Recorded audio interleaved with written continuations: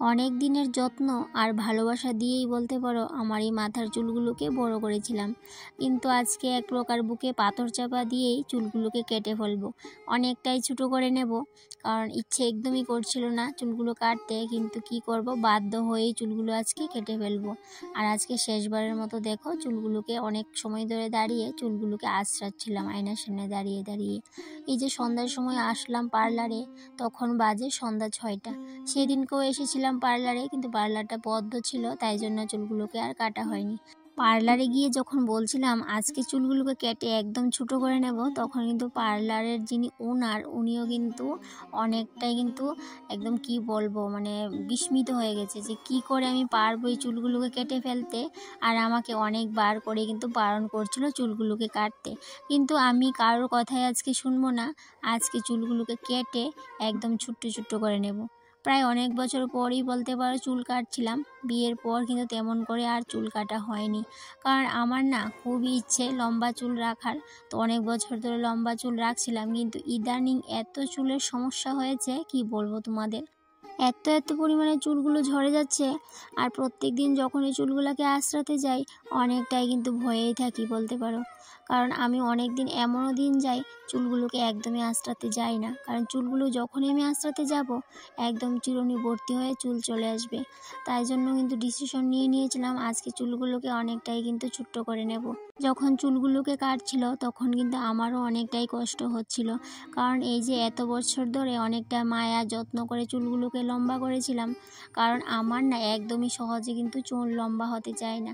এই যে চুলগুলোকে আজকে অনেকটাই ছোট করে নেব, দেখবে কত বছর লাগে আবার এতটুকু পর্যন্ত লম্বা হতে। কিন্তু কি করব, কিচ্ছু আর করার নেই।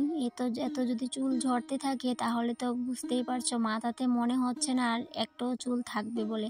তাই জন্য আজকে এত বলতে পারো বুকে পাথর চাপা দিয়েই চুলগুলোকে কেটে ফেলছিলাম। তো যাই হোক, এটা নিয়েই কথা হচ্ছিল, চুল সম্পর্কেই কথা হচ্ছিল। আর ওরাও কিন্তু অনেকবার না করছিল চুলগুলোকে কাটার জন্য, কিন্তু কে শুনে কার কথা। তো মনে যেহেতু পাথর একবার চাপা দিয়েছি, সেই পাথরটা কিন্তু আর একদমই সরাবো না, না হলে যে মায়াটা একদমই কাটিয়ে উঠতে পারবো না। যতই হেয়ার কাটিং থাকুক না কেন আমার কিন্তু বরাবরই লম্বা চুলটাই পছন্দ। তাই জন্য এই যে কতটা বছর ধরে চুলগুলোকে অনেকটাই লম্বা করেছিলাম, কিন্তু এই যে লম্বা করার ফলে মনে হচ্ছে না চুলগুলো অনেকটাই ড্যামেজ হয়ে গেছে। তাই জন্য এই যে কতটা শর্ট করে নিয়েছি দেখতে পাচ্ছ, আর বাড়িতে এসে পরের দিন শ্যাম্পু করে নিয়েছি। তোমরা বলো তো এই যে হেয়ার কাটটা আমি করেছি সেই হেয়ার কাটটার নাম কি? হেয়ার কাটটার নামটা আমি একদমই ভুলে গেছি, তোমরা অবশ্যই কমেন্টে আমাকে জানিও। আর এই দেখো এখন না চুলগুলোকে একদমই আমি খোপা করতে পারি না, এই যে এইভাবে করে বাঁধতে হয়। আর এখন মনে হচ্ছে কি চুলগুলো না একদম কি বলবো, কুকুরের লেজের মতো একদম চিকন হয়ে গেছে, নিজেরই না অনেকটা হাসি পাচ্ছে, কিন্তু কি আর করার, এই যে এইভাবেই চুলগুলোকে বাঁধতে হবে এখন প্রত্যেক দিন। সকালের কাজবাজ সমস্ত কিছু শেষ করে নিয়েছি, এখন বাজে সকাল 9টা। আর একদম ফ্রি হয়ে এই যে নিচে চুলটা নিয়ে বসলাম।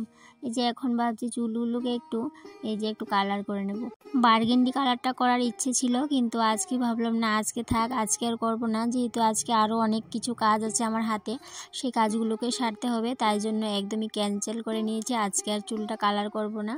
আজকের ভিডিওটা দেখে নিশ্চয়ই তোমরা বুঝতে পেরেছো আজকে আর তোমাদের সাথে আমার কোনো কাজের ভিডিও শেয়ার করলাম না, কোনো ব্লগও শেয়ার করলাম না, শুধুমাত্র আমার হেয়ার কাটটা তোমাদের সাথে শেয়ার করলাম, শুধুমাত্র স্মৃতি হিসেবে রেখে দেবো বলে। তো যাই হোক বন্ধুরা, আজকের ভিডিওটা এই পর্যন্তই থাকলো, আবারও দেখা হবে তোমাদের সাথে পরবর্তী কোনো একটা ব্লগে। ততক্ষণে তোমরা ভালো থেকো আর সুস্থ থেকো, এভাবেই আমার পাশে থেকো। আর হেয়ার কাট সম্পর্কে কোনো কমেন্ট থাকলে অবশ্যই করতে পারো। সবাই ভালো থেকো, টাটা।